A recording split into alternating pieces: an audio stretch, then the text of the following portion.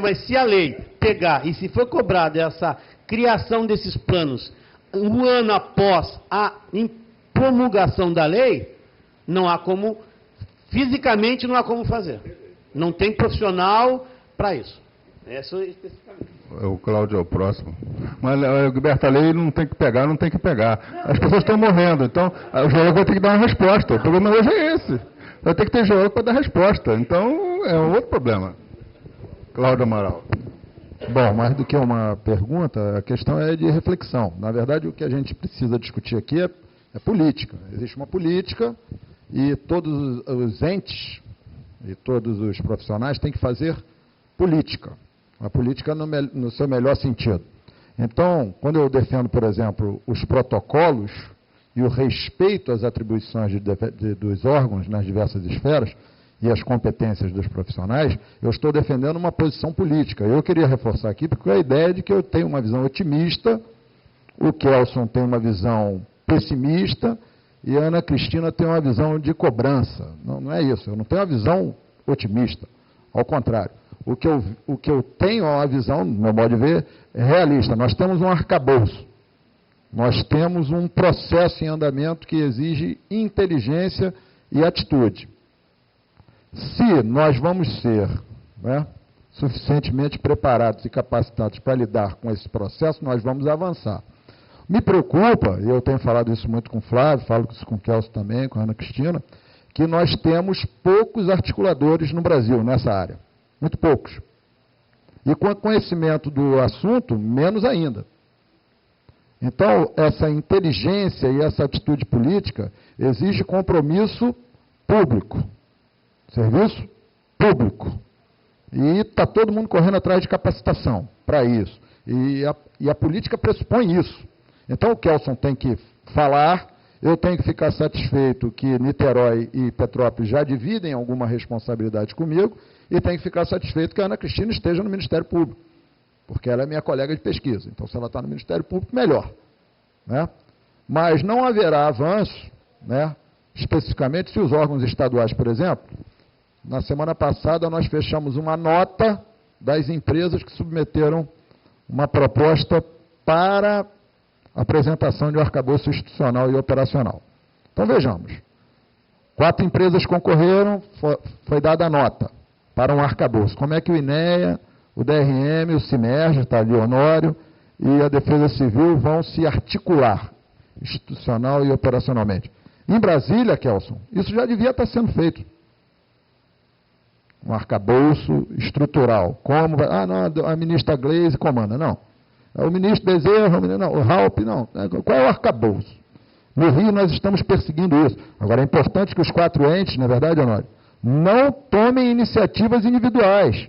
Continuem atuando em conjunto. Como o teu grupo de trabalho lá em Petrópolis, que se reúne às terças pela manhã. Então, o que vai exigir, na verdade, é inteligência política, e isso envolve, obviamente, esse BG, a BGE, a PG. Então, tem que ter uma leitura política do momento que a gente está passando.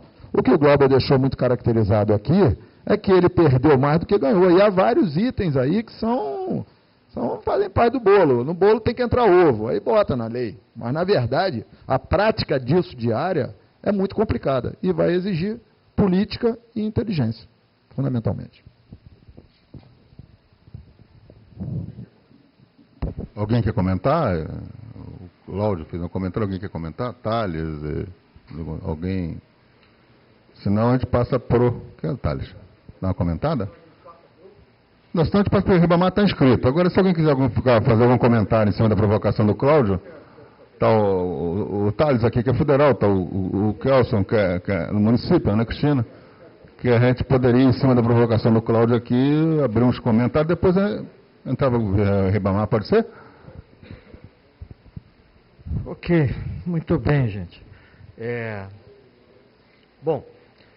Primeiro, eu acho que eu preciso agradecer, ao Clube de Engenharia e a você, Flávio, a vocês aqui, por uma tarde de muito aprendizado.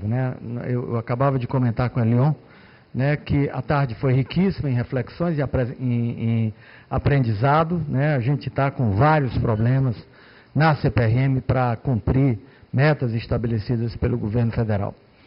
Mas eu começaria fazendo uma primeira reflexão em cima do professor Egberto para passar para a reflexão do Cláudio.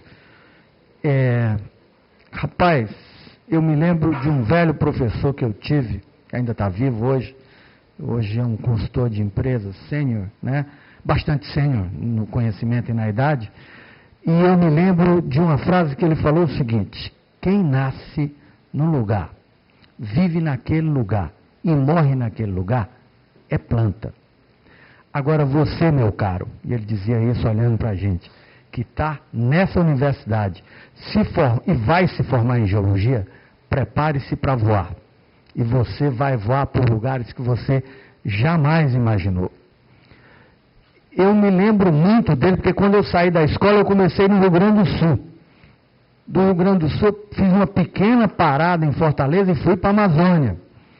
E aí eu trabalhei no Nordeste inteiro, e aí depois saí, voltei para fazer uma especialização, comecei no Rio Grande do Sul, terminei na Bahia, certo? Depois Brasília, enfim, eu hoje vivo, sou um geólogo, nunca deixarei de ser geólogo, a minha vocação é de geologia, eu estou liderando uma equipe importante, boa, esforçada, comprometida, certo? Mas nós não podemos fazer a conta de que no Rio Grande do Sul tem excesso de geólogo. Esses moços têm que aprender que eles não são do Rio Grande do Sul quando se formarem em geologia. Eles são do Brasil. E não são nem do Brasil, são do mundo. O conhecimento geológico transcende, ele é extremamente sistêmico. Ele transcende as fronteiras políticas que nós desenhamos.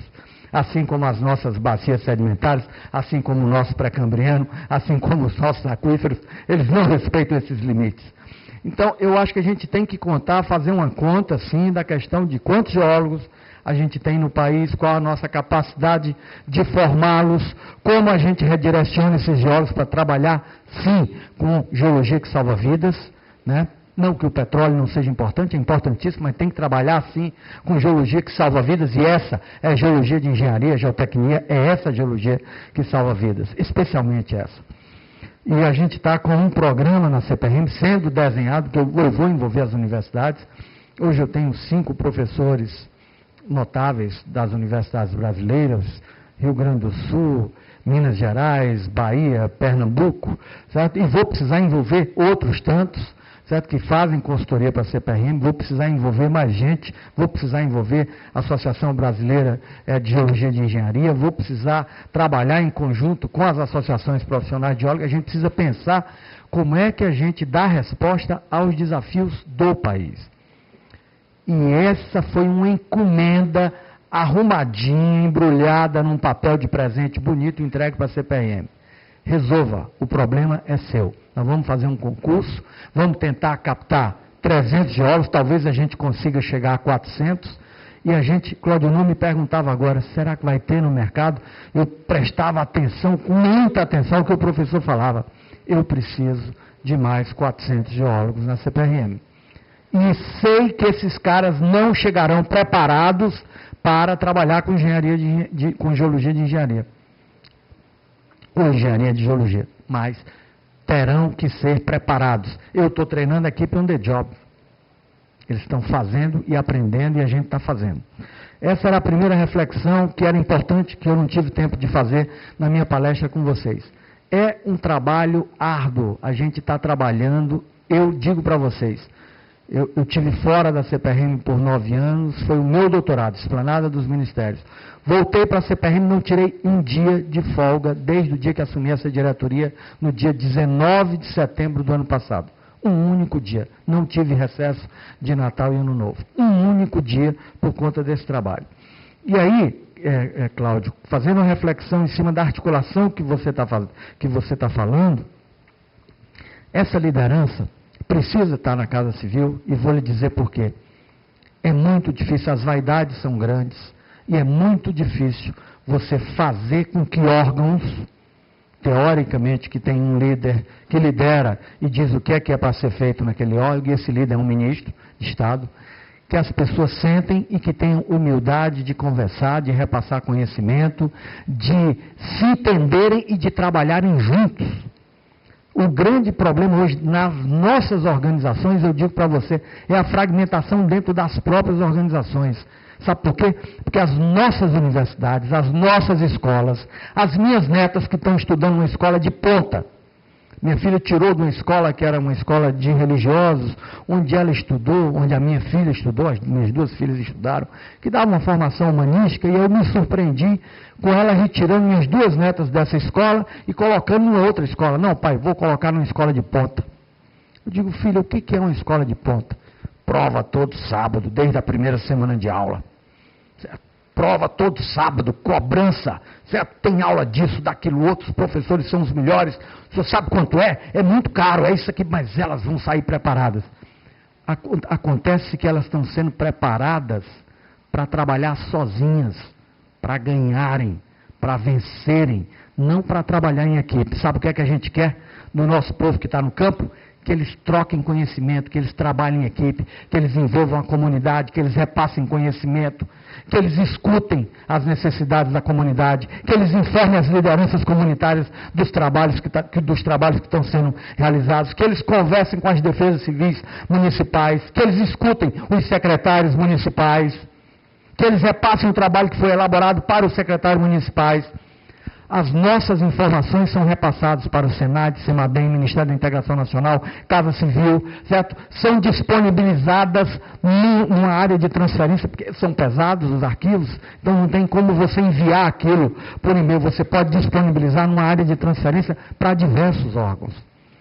E aí a gente chega naquele ponto. Quando a presidente disse, eu quero localizar todas as áreas de risco alto e muito alto desse país, eu quero o endereço das áreas. Eu quero que essas áreas, e ela falava endereço, porque ela dizia, eu quero o endereço da área e quero o nome e o CPF do responsável por fazer isso. Sabe por quê? Gente, em Nova Friburgo nós tínhamos um belíssimo mapeamento de risco realizado em Nova Friburgo. Doutor Cláudio, doutor Flávio Hertal conhecem o trabalho, fizeram esse trabalho junto conosco da CPRM. Esse trabalho foi entregue ao prefeito, que provavelmente abriu um cofre de altíssima segurança, botou o trabalho lá e fechou. Mas por que o prefeito fez isso, gente? Por que esse trabalho não foi amplamente divulgado? Porque não interessa, infelizmente, secretário, a alguns prefeitos, eu não estou generalizando, que o território dele seja feita uma gestão sustentável do ponto de vista científico-técnico. A gestão do território é política. E é isso que nós precisamos acabar no país. A gestão do território pode sim ser política, mas com base técnica e científica alicerçando as decisões políticas. É preciso que a gente tome providências, e aí são os gestores municipais que têm que fazer isso, na hora que uma área de risco alto, muito alto, estiver ocupada, ou estiver sendo ocupada. Essas providências têm que ser tomadas pelo gestor municipal. É claro que o governo federal vai ajudar, e é lógico que vai ajudar, mas a autoridade para não deixar essa área ser ocupada é o gestor municipal que tem. E é ele que conhece a comunidade dele. E eu sei que é uma tarefa muito árdua, e compreendo, secretário, a sua angústia.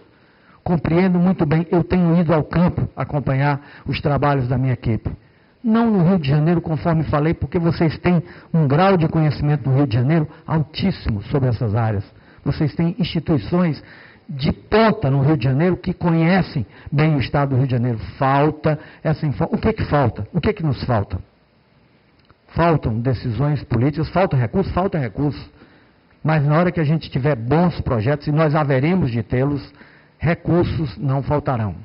Existe uma sensibilização geral por parte do governo federal, estadual e municipal, nas três esferas. Isso não é uma hierarquia, é verdade. São três esferas que nós não podemos mais conviver com isso.